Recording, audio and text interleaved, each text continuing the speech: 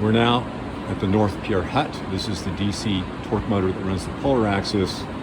We were just down here looking at the control board for the hydraulic system. And in particular, I identified the two pressure switches that we'll need to intercept on a new control system. The idea is the same up here. We'll need to intercept the power wires, the brake wires, and the encoders. So the power wires are these two cables here. One's for plus, one's for minus. There are actually two power wires in each one of them. Let's just take a look at one side here. There's a ground on this orange wire, then two wires. Again, these are both plus, for example, go off to these bus bars on this terminal strip to produce four outputs. Two of those go to the brushes on the left, two to the right. The other side of the motor connection works the same way. There's two power wires in here. They go underneath, and it's too dark to really see what's going on.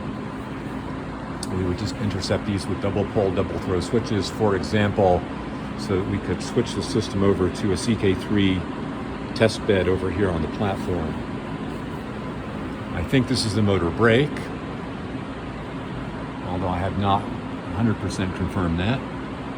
It has a ground wire and two leads for the electromagnet. I don't know if the electromagnet is 120 volts or 24 volts or something else, so that will require some research. Again, that would be intercepted with a switch that allows us to swap control to our new control system. The encoder here replaces the original resolver. So I presume this was added in the 90s. It's a Heidenheim sine-cosine encoder with 500,000 counts per turn.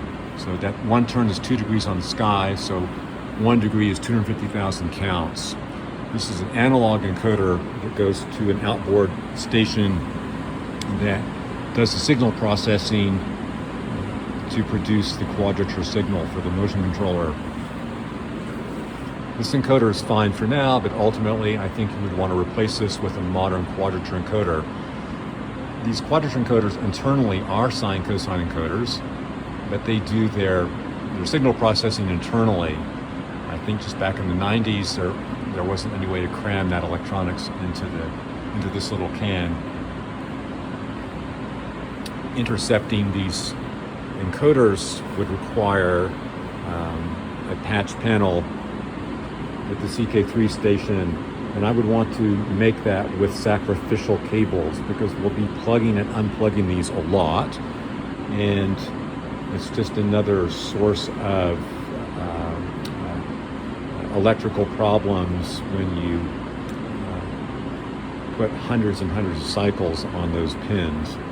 So there would just be a patch panel, a patch cable, and a patch panel where you don't have to worry about that.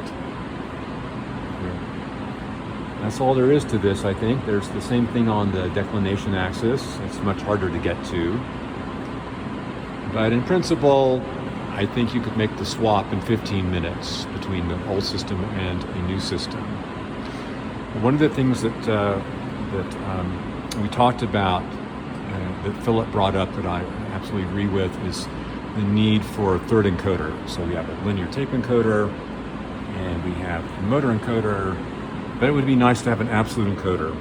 This is the old absolute encoder. It's no longer used. It's a huge conglomeration of gears and wheels in here.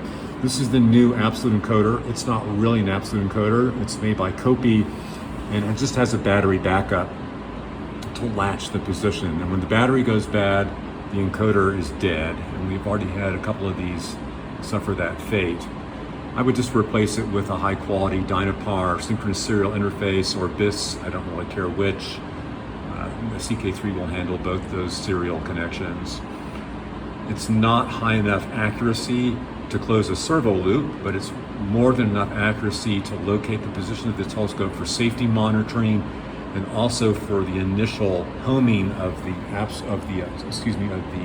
incremental encoder, the linear tape encoder. So that has in-track reference marks. We can select the one we want. I think they are every 10 centimeters, but just select one of them near the home position. And when you rotate over that in-track reference mark, you latch that position to the full 100 nanometer precision of the tape. So this will be another part of the project, I think, to replace these, or one of these.